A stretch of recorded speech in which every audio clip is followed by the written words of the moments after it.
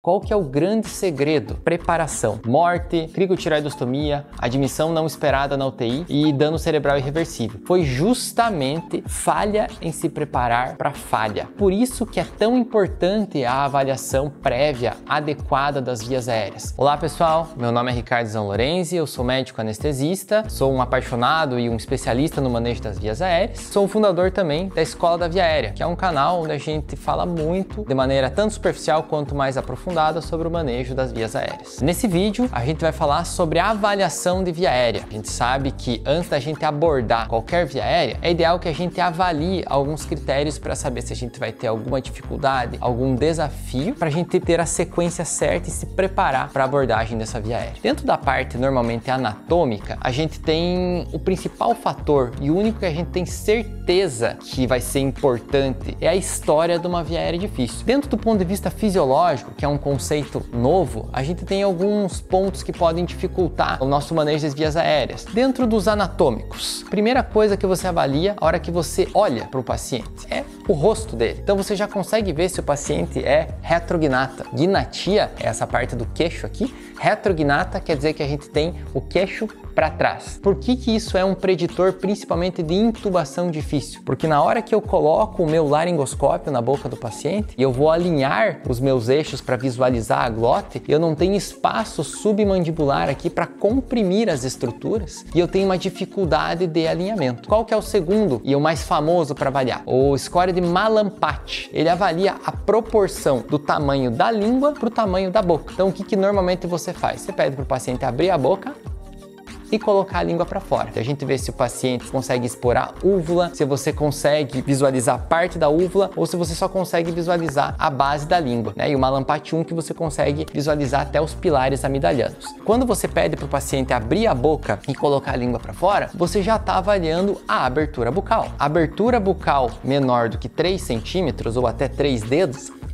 ela já é um preditor de via aérea difícil. Se o paciente não abre direito a boca, pensa que além de você não colocar o teu laringoscópio, você vai ter dificuldade também de passar o seu supraglóteo. Esse é um paciente que a preparação é muito mais complexa. Outro extremamente importante que é fácil de avaliar é a extensão cervical, que é ver se o paciente consegue esticar o pescoço. O posicionamento do tragus na linha do externo, e isso aí normalmente faz com que o paciente faça uma flexo-extensão da cabeça, que é o que a gente chama de sniffing position, precisa de uma mobilidade cervical boa. Por isso que a gente quer ver se o paciente estende a cabeça. Pacientes diabéticos já crônicos, paciente com algum tipo de artrite ou artrose, paciente com espondilite anquilosante, tem alguns pacientes que você tira o travesseiro dele e ele não estica a cabeça, ele tem uma total rigidez dessa região da parte cervical. Ou seja, esse paciente você não vai conseguir ter mobilidade, é como se ele tivesse com um colar cervical. Isso aí vai dificultar bastante o teu manejo das vias aéreas. Dentro da mobilidade cervical, aí nós temos as distâncias. Temos as distâncias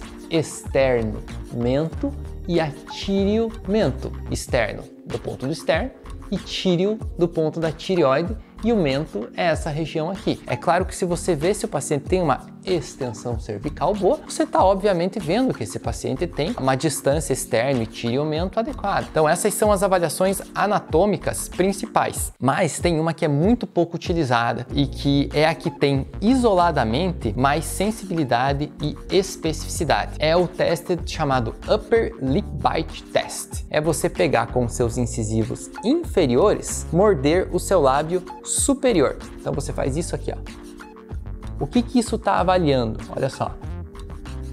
Isso está avaliando a tua mobilidade da tua mandíbula. Se a hora que você for utilizar o teu laringoscópio para realizar o movimento de laringoscopia, se você vai conseguir deslocar essas estruturas para frente para poder alinhar os seus eixos e conseguir visualizar a glote. Se o paciente não consegue fazer essa mordida ou consegue morder pouco, você pode ter mais dificuldade de intubação. A gente tem os preditores específicos de intubação difícil e os preditores específicos de ventilação ventilação difícil. A barba é um preditor importante de ventilação. Se o paciente ronca ou se ele tem síndrome da apneia do sono, pacientes obesos são pacientes que tendem a ser mais difíceis de ventilar. O sexo masculino são pacientes que tendem a ter uma dificuldade de ventilação maior. E atualmente a gente tem nos estudos mais recentes a circunferência cervical. Se o paciente tem uma circunferência cervical aumentada, é um preditor de dificuldade de ventilação. São preditores que só na avaliação pré-anestésica ou no histórico do paciente a gente consegue ter. Alguns preditores de intubação difícil, a gente tem, por exemplo, a abertura bucal. A abertura bucal restrita, obviamente, é difícil de você colocar o laringoscópio e alinhar os eixos. A extensão cervical, que você não vai conseguir fazer a posição de flexo-extensão. O próprio malampate, que também é um preditor de ventilação difícil. Se você tem uma língua muito grande, você vai ter dificuldade para deslocar essa língua para o lado para alinhar os teus eixos. E tem uma coisa bem importante que a gente às vezes esquece um pouco de avaliar, que é a via aérea cirúrgica. Então, um paciente que tem um pescoço inacessível é um paciente que você não vai conseguir realizar uma via aérea cirúrgica. E lembrem que todos os nossos algoritmos terminam em via aérea cirúrgica. E sempre a última tentativa ninguém quer realizar, mas se precisar, precisa ser passível. E se você avaliou nesse pescoço, o paciente fez uma radioterapia cervical, que inclusive é um preditor de ventilação impossível. Então esse é o paciente que muito provavelmente você não vai induzir. Você vai ter que fazer uma intubação com anestesia tópica com esse paciente acordado. Essa avaliação de via aérea também entra nessa parte de você saber o que você vai fazer com o paciente. E tem a avaliação fisiológica. Os 4 critérios que a gente tem de dificuldade fisiológica do manejo de vias aéreas, normalmente é essa parte da dessaturação, da oxigenação. A gente tem também a parte da hipotensão, que é do ponto de vista cardiovascular. Você tem o risco de eventualmente esse paciente regurgitar ou broncoaspirar, que seria pior ainda. Essa avaliação é importante, porque dependendo da situação desse paciente, do contexto que ele está envolvido, o teu manejo de via aérea vai ser diferente. A própria passagem do supraglótico, você vai talvez, se precisar passar um supraglótico de segunda geração, ou talvez optando por mais segurança, você vai não induzir esse paciente em sequência rápida. Mas essa seria, de maneira geral, a avaliação fisiológica do paciente. Tem alguns outros pontos específicos de uma via aérea fisiologicamente difícil, que é o paciente ter uma falência do VD, do ventrículo direito, também é algo que dificulta a oxigenação, o envio do sangue para o pulmão, e também o paciente estar acidótico. Normalmente ele está séptico por causa disso, mas pode ser por outras causas de acidose. Então, hipoxemia, hipotensão, falha do ventrículo direito e acidose podem tornar essa via aérea fisiologicamente difícil, embora ela anatomicamente possa ser fácil. O que importa é a associação de fatores. Quanto mais você associar, com mais acurácia, com mais precisão, você vai conseguir predizer se aquela via aérea vai ser difícil ou não. E a gente já viu que, mesmo fazendo uma avaliação completa, às vezes a gente não vai conseguir predizer. A gente vai ter o que a gente chama de uma via aérea difícil não prevista. Os algoritmos servem para nos guiar numa situação de via aérea não prevista. Via aérea, pessoal, é preparação. A gente tem que estar sempre preparado para o pior. Se você estiver sempre preparado para o pior, eu tenho certeza que você vai estar agregando segurança ao atendimento dos seus pacientes, que é o